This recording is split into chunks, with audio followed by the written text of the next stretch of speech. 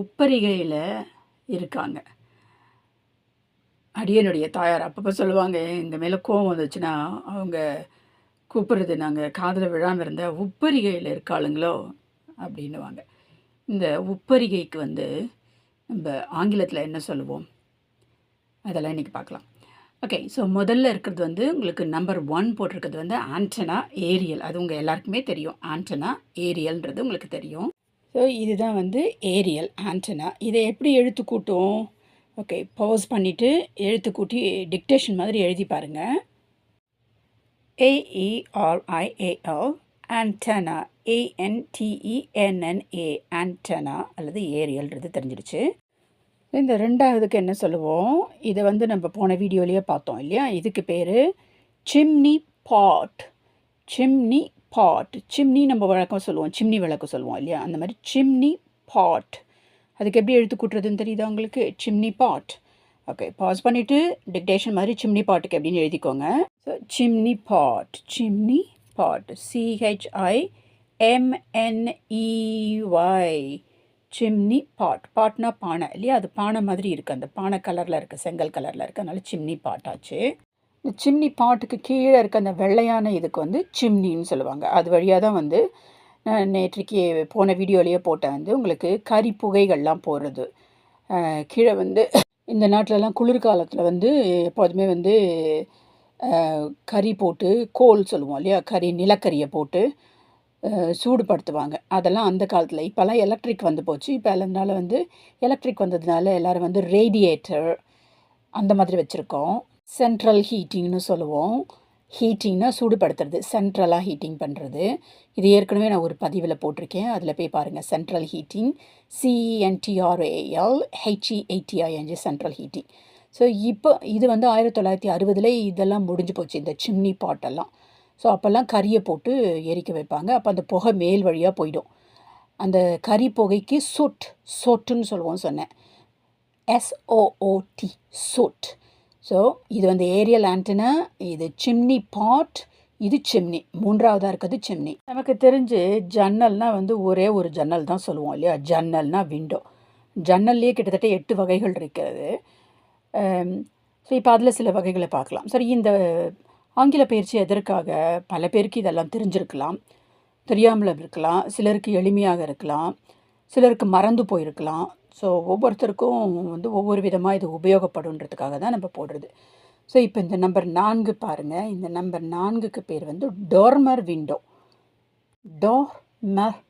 டோர்மர் window. So அதுக்கு எப்படி எழுத்து கூட்டுவோம் அப்படின்னு நீங்கள் யூகிச்சு பாருங்கள். அதுக்கப்புறம் இப்போ பாஸ் பண்ணிவிட்டு நீங்கள் போய் இதை பாருங்கள். சரி, இது எதற்கு டோர்மர் விண்டோன்னு சொல்கிறோம்? இது ஜன்னல் தான். இது எதற்கு டோர்மர் விண்டோன்னு சொல்கிறோம்? இப்போ இந்த பில்டிங்கில் பார்த்தீங்கன்னு சொன்னால், இந்த பில்டிங்கில் மேலே என்ன ஒரு வடிகிற மாதிரி இருக்குது, சருவலாக வந்திருக்கு இல்லையா? சரிஞ்சு இருக்குது. அந்த மாதிரி சருவலான பகுதியில் வைக்கிறதுக்கு பேர் டோர்மர் விண்டோ. இந்த மாதிரி சரிவான கூரைன்னு சொல்லுவோம் இல்லையா? இந்த ரூஃபுக்கு கூரையில் வச்சுருக்க விண்டோவுக்கு பேர் டோர்மர் விண்டோ. ஸோ டோர்மர் விண்டோன்னா என்னென்னு தெரியுது உங்களுக்கு? டோர்மர் விண்டோ, DORMER, டோர்மர் விண்டோ. ஸோ அடுத்தது வழக்கமாக டைல்னு சொல்லுவோம். டைல்னால் என்னென்னு உங்களுக்கு நல்லாவே தெரியும். டைல்னால் ஓடு இல்லையா? சீமை ஓடு. இப்போ இது இந்த மாதிரி கலரில் சிமெண்ட் கலரில் கொடுத்துருக்காங்க. அதுக்கு மேலே நம்ம கலர் போட்டுக்கலாம். ஸோ இதுக்கு TILE டைல் ஆகிடுச்சு. இப்போ இந்த ஆறுக்கு என்ன சொல்லுவோம்? இதுக்கு என்ன ஆங்கிலத்தில் சொல்லுவோம்? இது உங்களுக்கு வரும்பு இல்லையா? இந்த எட்ஜில் இருக்குது, வரும்பில் இருக்குது. இதுக்கு பேர் கட்டர். GUTTER. தெரியும் உங்களுக்கு? அதாவது மழையெல்லாம் பெஞ்சிச்சுன்னா தண்ணி அப்படியே மேலே இருக்கும் இல்லையா? அப்போ அந்த தண்ணி வடிகிறதுக்காக அந்த சைடில் பிளாஸ்டிக்லேயோ அல்லது மெட்டல்லையோ போடுவாங்க இல்லையா? ஸோ அந்த தண்ணி அப்படியே கொண்டு ஊற்றுறது.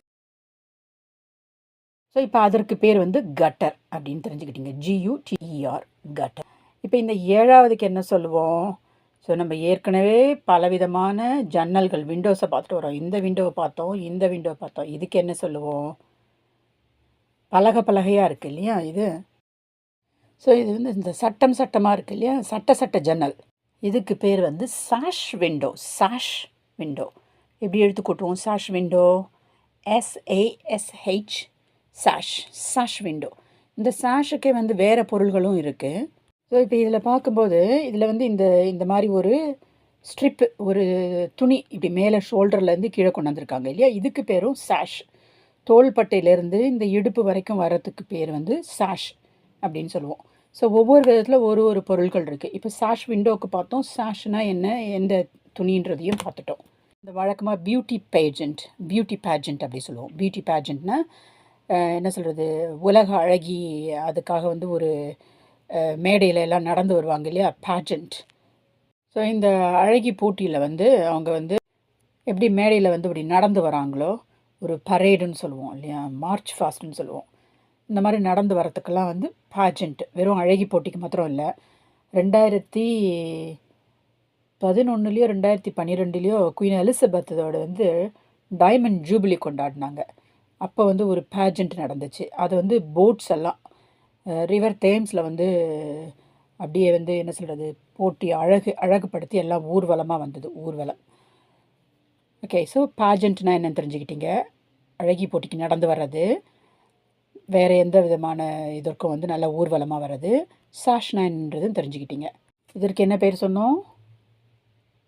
Very good, dormer window. இதுக்கு சாஷ் விண்டோ. ஸோ இன்னொன்று சொல்லுவாங்க, ஃப்ரெஞ்ச் விண்டோன்னு சொல்லுவாங்க.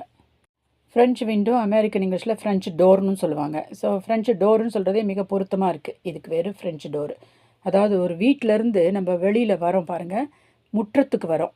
முற்றத்துக்கு வர இடத்துக்கு இந்த பால்கனிக்கோ எதுக்கோ பின்கதவை திறந்துட்டு, முன்னாடி இருக்கிற கதவு வேறு, பின்கதவை திறந்துட்டு முற்றத்துக்கோ அல்லது வேறு எதுவும் கார்டனுக்கோ பால்கனிக்கோ வரத்துக்கு பேர் வந்து ஃப்ரெஞ்ச் டோர் அல்லது ஃப்ரெஞ்ச் விண்டோன்னு சொல்லுவாங்க. ஸோ இதை பார்த்தீங்கன்னு சொன்னால் இது வந்து வீட்டோட முன்பகுதியில் இருக்குது. இப்போ நல்லா தெரியுதுங்களா, வீட்டோட முன்பகுதியில் இருக்குது அல்லது பின்பகுதியில் இருக்குது, ஏதோ ஒன்று. ஸோ இது வந்து அப்படி திறந்துக்கிட்டு இந்த இடத்துல வரும். இதுக்கு பேர் ஃப்ரெஞ்ச் டோர் அல்லது ஃப்ரெஞ்ச் விண்டோ. இதற்கு என்ன பேர் சொல்லுவோம் சொல்லுங்கள் பார்க்கலாம். இதுக்கு பேர் வந்து ஃப்ரெஞ்ச் விண்டோ. அது எப்படி ஸ்பெல்லிங் பண்ணுறதுன்றது உங்களுக்கு தெரியுது. FRENCHWINDOW, French window. ஸோ இந்த நம்பர் 8 என்னன்றது உங்களுக்கு தெரியுது இல்லையா, இது பால்கனி. பால்கனிக்கு எப்படி எழுத்துக்கூட்டுவோம்? Very good, BALCONY. இதுக்கு பேர் கட்டர். இதற்கு பேர் டைல். இதற்கு பேர் very good, dormer window, சாஷ் window. இப்போ இதற்கு பேர் என்ன சொல்லுவோம்? இது எப்படி இருக்குது உங்களுக்கு? ஒரு கதவு மாதிரி இருக்குது, ரொம்ப அருமையாக இருக்குது இல்லையா, கண்ணாடி அறை. ஸோ இதுக்கு ஆங்கிலத்தில் என்ன சொல்லுவோம்னா கன்சர்வேட்டரி. CONSERVATORY, conservatory. அப்படின்னா என்ன பொருள்னு சொன்னால், இப்போ இது வந்து கண்ணாடி அறை, மேலெல்லாம் கண்ணாடி போட்டிருக்காங்க. ஸோ குளிர்காலத்தில் வந்து நம்ம வந்து இந்த இடத்துல வந்து உட்காந்துக்கிட்டு நல்லா என்ன பண்ணலாம், வெயில் நம்மளுக்கு கிடைக்கும் கண்ணாடி மூலமாக. அப்புறம் வெளியிலையும் நல்லா அழகாக பார்க்கலாம். அதே மாதிரி பயிர்களுக்கெல்லாம் வந்து இந்த நாட்டில் ரொம்ப பனி இருக்கும்போது பயிரெல்லாம் பனி கொட்டுனா இதுவாகிடும். இந்த மாதிரி இதில் வந்து அவங்க வந்து பயிர்கள் எல்லாம் வைப்பாங்க, கார்டன், க்ரீன் ஹவுஸ். ஸோ இது வந்து என்ன சொல்கிறது, க்ரீன் ஹவுஸ்னால் வந்து தாவரங்களுக்குன்னு ஒரு வீடு. அதை வச்சுட்டு அதுக்கு சூரிய ஒளியும் கிடைக்கும். அது வந்து இதில் வந்து இதுவாகிடாது. அதுக்கு பேர் கன்சர்வேட்டரி. CONSERVATORY, conservatory.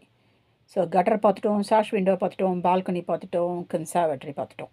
இப்போ இந்த இடத்துக்கு என்ன சொல்லுவோம்? இங்கே வந்து பலகையெல்லாம் போட்டிருக்கு. அதாவது என்ன சொல்லுவோம், இங்கே இதுக்கு வந்து டைல்ஸ் எல்லாம் போட்டு இருக்குது. இந்த 10வது இடம்.